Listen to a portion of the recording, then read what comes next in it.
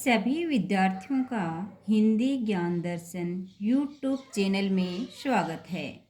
मैं श्रीमती सुप्यार कुमारी, हिंदी व्याख्याता, government senior secondary school.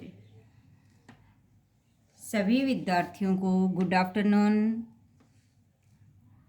कल अपन ने आधुनिक काल में भारतेंदु मंडल के प्रमुख कवियों का संक्षिप्त में विवरण किया था, यानी उनकी विशेषताओं के बारे में जानकारी प्राप्त की थी। आज थोड़ा सा दोहरा लेते हैं, वापस रिपीट कर लेते हैं ताकि वो याद रह जाए। और सभी स्टूडेंट्स इस बात पे विशेष ध्यान दें, मेरे साथ साथ नोट्स बनाते रहें ताकि लिखने का अभ्यास और याद भी अच्छे से रहेगा। तो भारतेंदु युग है, उसके जो प्रमुख कवि हैं उनको 2 मिनट के अंदर दोहरा लेते हैं। तो भारतेंदु हरिश्चंद्र जी हैं, इनका जन्म है वो 1850 में होता है और इनकी 3 प्रमुख जो पत्रिकाएं हैं वो इस प्रकार हैं। कवि वचन सुधा, दूसरी है हरिश्चंद्र चंद्रिका, और जो तीसरी पत्रिका है वो है बाल बोधिनी, जो केवल और केवल महिलाओं के लिए लिखी गई थी। उनके बाद में जो अगले कवि हैं वो हैं बद्रीनारायण चौधरी प्रेमघन जी, जिनका साप्ताहिक पत्र है वो है नागरिणी रैत, और उनकी जो मासिक पत्रिका है उसका क्या नाम है? आनंद कादम्बिनी। क्या नाम है? आनंद कादम्बिनी। इस प्रकार जो तीसरे अपने कवि हैं वो है प्रताप नारायण मिश्र। प्रताप नारायण मिश्र हैं, इनका जो पत्रिका है वो है ब्राह्मण। क्या है? ब्राह्मण। और फिर आगे हैं अंबिकादत्त व्यास जी, जिन्होंने पत्रिका लिखी थी पीयूष प्रभा, और इनकी जो प्रसिद्ध रचना है वो है हो होरी सुकवि सतसई।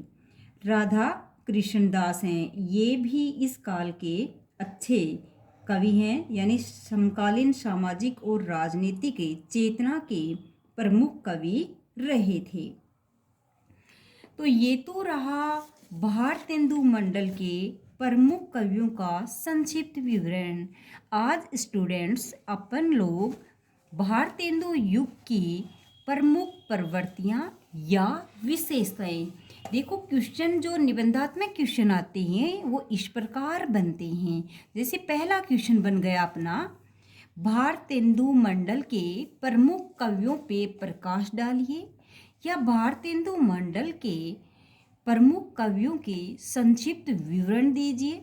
तो इस प्रकार पहला क्वेश्चन बन गया जो अपन ने कल के वीडियो में पढ़ा था। और आज जो पढ़ रहे हैं तो दूसरा क्वेश्चन अपना ये बनेगा, भारतेंदु मंडल के प्रमुख प्रवृत्तियां या विशेषताएं बताइए, या भारतेंदु युग के प्रमुख प्रवृत्तियों पे प्रकाश डालिए। इस प्रकार अपना दूसरा क्वेश्चन है वो बनेगा, और तीसरा क्वेश्चन है वो अगले वीडियो में होंगे। यानी 3 क्वेश्चन में भारतेंदु मंडल अपना लगभग कंप्लीट हो जाएगा। उसके बाद में अपन उसका यानी ऐसे वीडियो बनाएंगे, और इस प्रकार पूरा सिलेबस कवर करने के बाद में रिवीजन करेंगे, तब अपन उनमें से छोटे क्वेश्चन हैं वो लेंगे। तो आज है भारतेंदु युग की प्रमुख प्रवृत्तियां। तो भारतेंदु युग है वो आपको सबको पता है कि इनके जन्मकाल से माना जाता, अर्थात 1850 से माना जाता है। कुछ विद्वानों के अनुसार 1857 ईस्वी से भी माना गया है, और 1857 ईस्वी से जो माना गया है वह बहुत ज़्यादा महत्वपूर्ण है। 1857 से 1900 वर्ष तक का जो समय रहा वो भारतेंदु मंडल के नाम से जाना जाता है। और कल ये बता भी दिया था कि भारतेंदु इस समय के यानी इनके समकालीन जो लेखक थे, कवि थे, उन्होंने हरिश्चंद्र जी को भारतेंदु नाम की उपाधि दी थी, और आज हम इन्हीं के नाम से जानते हैं। तो आज की प्रमुख प्रवृत्तियां, भारतेंदु युग के कवियों ने अपने कर्तव्यों का निर्वहन करते हुए जनता के सामाजिक, आर्थिक, राजनीतिक पहलुओं का उद्घाटन अपनी कविताओं में किया है। भाव, भाषा, छंद आदि सभी दृष्टियों से परिष्कार की प्रवृत्ति इस काल के साहित्यकारों में विद्यमान थी। इनकी काव्य प्रवृत्तियां हैं वो निम्नलिखित इस प्रकार हैं। देखिए क्या लिखा है कि सामाजिक, आर्थिक, राजनीतिक पहलुओं का उद्घाटन अपने कविताओं में किया। आप सबको पता है कि इनका जन्म, भारतेंदु जी का जन्म 1850 ईस्वी में होता है और 1857 की क्रांति आपने पढ़ी है। तो उस समय का जो वातावरण था वो वास्तव में सही नहीं था, इसलिए उन सभी को ध्यान में रखते हुए इन रचनाओं के यानी इस मंडल के कवियों ने अपनी रचनाओं में लिखा है। तो पहली जो प्रवृत्ति है भारतेंदु युग की अथवा विशेषता है उसका नाम है राष्ट्रीयता की भावना। क्या नाम है? राष्ट्रीयता की भावना। आप लिखते जाइएगा, नंबर 1 लगा के लिखिए, राष्ट्रीयता की भावना यानी विदेशी शासकों के अत्याचारों से पीड़ित भारतीय जनमानस में राष्ट्रीयता की भावना का संचार करने का प्रयास भारतेंदु युगीन कवियों ने किया। ये बहुत ही इम्पोर्टेंट है क्योंकि भारतेंदु युग यानी आधुनिक काल से पहले जो रीतिकाल था उसमें कहीं भी, मैंने कल भी बताया था, यानी भूषण है, इन्होंने ही वीर रस के जो काव्य रचनाएं की, बाकी तो श्रृंगारिक ही थी। इसलिए कहीं नहीं राष्ट्रीयता का उसमें अभाव था और इस युग में राष्ट्रीयता की भावना है वो मिली है। तो राधाचरण गोस्वामी की कविता यानी राधाचरण गोस्वामी जी हैं इस मंडल के प्रमुख कवि। उनकी कविता का नाम ही क्या है? हमारो उत्तम भारत देश, अर्थात हमारा उत्तम भारत देश, ये कविता का नाम ही रखा। दूसरे कवि लगाते जाइएगा, नंबर 1 यहाँ से इस प्रकार, नंबर 2 इस प्रकार। राधा कृष्ण दास की कविता भारत 12 मासा, क्या नाम बताया है? यानी प्रथम जो कवि हैं राधाचरण गोस्वामी जी, उनकी कविता का नाम क्या है? हमारो उत्तम भारत देश। दूसरा राधा कृष्ण दास की कविता भारत 12 मासा। और बद्री नारायण चौधरी प्रेमगंज जी जो 2 नंबर पे आते हैं, अगर हम क्रम से देखते 1 नंबर पे तो हरिश्चंद्र भारतेंदु जी, 2 नंबर पर बद्री नारायण चौधरी प्रेमगंज जी आते हैं। तो उनकी कविता है, क्या है? धन्य भूमि भारत सब रत्ननी की उपजावनी, यानी क्या है? धन्य भूमि भारत सब रत्ननी की उपजावनी, ये इनकी कविता का नाम है। इसी भावना से ओतप्रोत है। किस भावना से ओतप्रोत हैं? राष्ट्रीयता की भावना से क्या है? ओतप्रोत हैं। देखो जो बड़े वाले क्वेश्चन आते हैं तो उनमें आपको 1-1, 2-2 कविताओं के नाम याद रखने, तभी पूरे में से पूरे अंक वो हम प्राप्त कर सकते हैं। ऐसे ही लिखना होता है बेटा। उसके आगे देखिए देशभक्ति और राजभक्ति, यानी भारतेंदु मंडल के जो कवि थे उन्होंने पूर्ण रूप से देशभक्ति की प्रशंसा नहीं की, उनके साथ देशभक्ति के साथ साथ राजभक्ति अर्थात अंग्रेजों के शासन की भी कहीं ना कहीं प्रशंसा की है। तो इसलिए देशभक्ति और राजभक्ति का अद्भुत समन्वय भारतेंदु जी में मिलता है। अंग्रेज कुशल शासन व्यवस्था कर रहे थे। देखो ये राजभक्ति आ गई है, इस लाइन, ये जो लाइन है इसमें राजभक्ति है वो हमें देखने को मिल रही है। क्या? अंग्रेज कुशल शासन व्यवस्था कर रहे थे। देशभक्ति राधाचरण गोस्वामी की कविता हमारो उत्तम भारत देश, राधा कृष्ण दास की कविता भारत 12 मासा और बद्री नारायण चौधरी प्रेमगन की कविता क्या है? धन्य भूमि भारत सब रत्ननी की उपजावनी। इसमें हमें देशभक्ति की भावना देखने को मिलती है। जबकि स्वयं भारतेंदु जी की इन पंक्तियों में देखिए अंग्रेज कुशल शासन व्यवस्था कर रहे थे, पर लेकिन फिर भी भीतर अंदर ही अंदर भीतर ही भीतर भारत का आर्थिक शोषण भी कर रहे थे। आप सब जानते हैं कि खूब पढ़ा है आप लोगों ने भी कि भारत का कच्चा माल यहाँ से कहाँ जाया करता था, इंग्लैंड, और वहाँ की मशीनों से तैयार होके वही माल यहाँ से 2 रुपये में खरीदा जाता था तो 7 रुपये में यहाँ बेचा जाता था। इसलिए यहाँ ना ही तो मजदूर हैं यानी यहाँ के लोग हैं उनको ना ही तो रोजगार मिल रहा था और यहाँ की जो आर्थिक व्यवस्था थी वो भी चौपट हो रही थी। यहाँ का धन विदेश में जा रहा था। इसका उल्लेख भारतेंदु जी की कुछ पंक्तियों में किया गया है। क्या है ये याद रखना है।